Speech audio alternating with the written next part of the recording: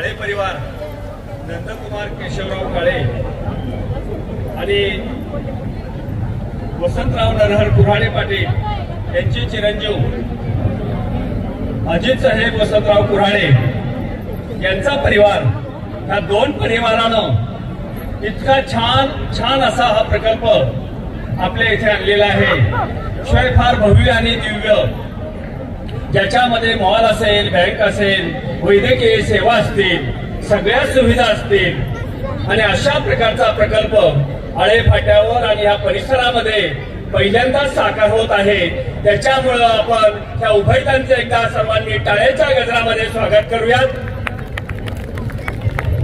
वास्तविक पाहता काळ्यांचं नाव घेतल्याशिवाय आळ्याचा इतिहास पूर्ण होत नाही।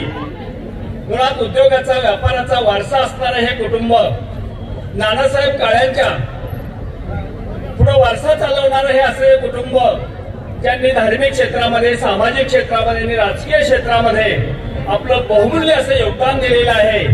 आणि त्यांच्या जोडीनं जे कुऱ्हाडे कुटुंबीय आहे, त्यांच्या सुद्धा वडिलांनी ज्या काळामध्ये मराठी माणूस व्यापारामध्ये नव्हता, त्यावेळेला त्यांनी शेती सेवा केंद्र चालू करून मराठी माणसाला सुद्धा नुसतं शेतीवर अवलंबून राहू नका, व्यापारामध्ये उतरा, असं लॉंग व्हिजन त्यावेळेला त्यांनी दिली।